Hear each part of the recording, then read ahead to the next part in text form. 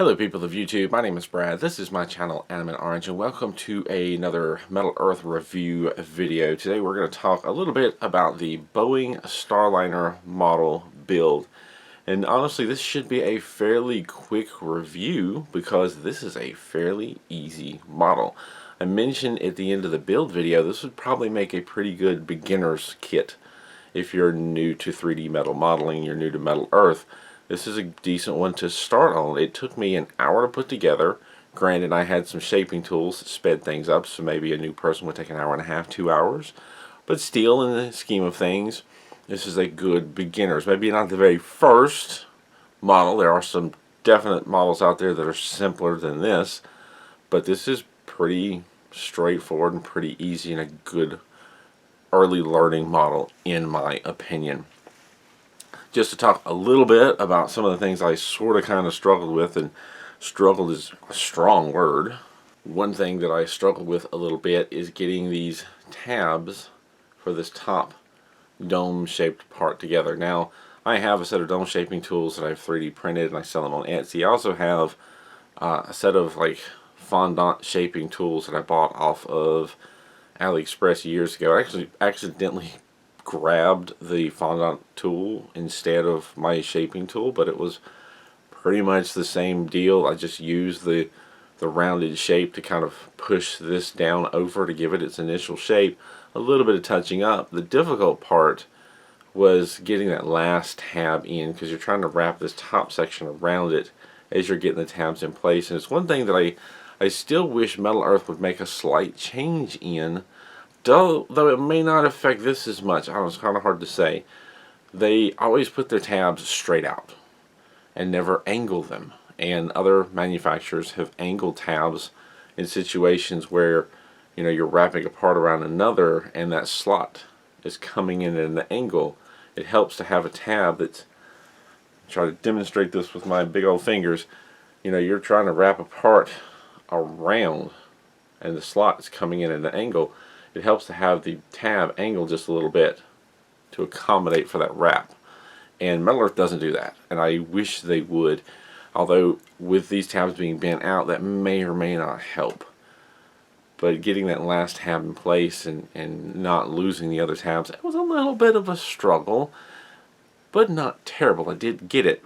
For a beginner, that's something that's going to be frustrating for you, but honestly, something you're going to need to learn how to do and learn how to deal with. And there's way worse models out there. Poe Dameron's, the nose on Poe Dameron's X-Wing is the first one that comes to mind. That one shuts a lot of people down and almost shut me down because it's such a tight bend. But that was one of the difficult spots. It took me a little while. I just had to keep trying. I think I did bend the tab a little bit with my tweezers to get it angled and got it in there, and there you go. And then, you know, you're going along bending these 4 sections on the side here, and each one of them has a little flap on it. This is part 9, and the ends of that little flap, they're tiny. They're supposed to bend down, and that was not easy to do. You have to get a strong tool and really use the strength in your fingers to kind of hold on and bend it down. And most of them I bent at least a little bit. I mean, it's such a tiny part, I didn't worry with it too much, but I made an effort. And I did get most of them bent down a little bit, probably not all perfectly. But another small struggle, another thing that honestly, building these models is something you'll have to learn to deal with and get used to. And then, you can't really see it, this bottom, well, you can see the bottom section. There's two larger pieces that come together, this top cone section and this bottom cylinder section, and they're basically flaps along the top of the bottom section that fold over at 90 degrees. It's a little difficult, and I'm nitpicking here, it was a little difficult getting them bent all the way over at 90 with it shaped into a circle, because your tool is only going to let you go down so far before it hits. I went back around and pushed from the outside to finish bending them over. A simple thing, just something to comment on, because really there's not a lot of difficulty in this model, but another one of those tricks that it'll help to kind of learn to do building these models. Now, the part that I had the most difficult time with, one of them is still a little off, is at the very end, once you've brought everything together, these side pieces that I've already talked about, there's 4 of them around it, they have a little bottom flap, and that flap is left in its original spot, not folded over, until you get the bottom on, and then you're supposed to fold all 4 of them down. And depending on how well that circle is shaped can affect how easily it is to fold those flaps down. And 1 or 2 of them folded down okay. Most of them I had to fight with and kind of stretch the shape of the curve. I still have, let's see, I think it's this one right here is not setting all the way flat, and don't know that there's that much more I can do about that. Just for whatever reason, that bottom section is kind of lifted up and won't push down, which keeps that flap from pushing all the way down.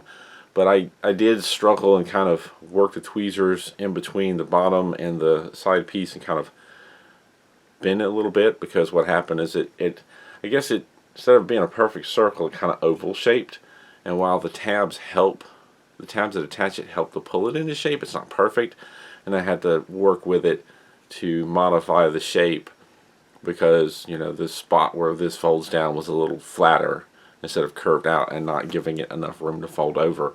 And that was the biggest fight I had with this model. Again, not too bad. These are the kind of things you kind of learn to deal with when building these models. And I'm not trying to be ugly when I say, hey, this is something you're going to have to learn to deal with and to manage. But it's the truth. These models do have a level of challenge to them. Even this one, even though it's fairly easy, still had a level of challenge trying to get those bottom flaps in place, and even one of them is not quite there. And as you go on and as you build more models, you'll learn to anticipate some of these things and and have a knowledge database in your head of tricks that you can use to deal with them and what to do. This is, again, I say, a good one to start with. Maybe not the very first, though. If you're confident, sure, give it a try as your first one, but it's a good one to learn on early on. I do have some issues with these side flaps, like this one's kind of laying down on me, and it could stand to go back around with some tweezers and straighten these bottom pieces out. Obviously, the more I show you and fiddle with it, the more I bend them over. In the end, nothing's ever perfect. There's always something off about it, but 20 feet away on the shelf, glancing as you walk by, they look fantastic. You're always going to notice your flaws. The other people, maybe not so much. Fantastic, easy model, 1 hour build for me. Not trying to brag. Been doing this for years now. I'm getting pretty close to 300 individual or unique builds. Definitely done more than 300, because there's models I've done more than once, but close to 300 unique builds, mostly metal earth, and none of them are perfect steel. It's just how it goes. And I've got tools to help me shape things, so it speeds the process up. So maybe an hour and a half, 2 hour build for you. Maybe you can knock it out in an hour. Everybody's different. Everybody moves at their own speed. But a good starter model, really nice looking, great addition to the collection. I'm going to leave it at that. If you have any questions or comments, as always, leave them down below. If you want to see how I built the model, go check out the build video. It's a fairly short video on the processes I used to put it together. And as always, thank you for watching. Thank you to my Patreon supporters. Thank you to everyone that comments and interacts. It is appreciated. And as always, keep on keeping on.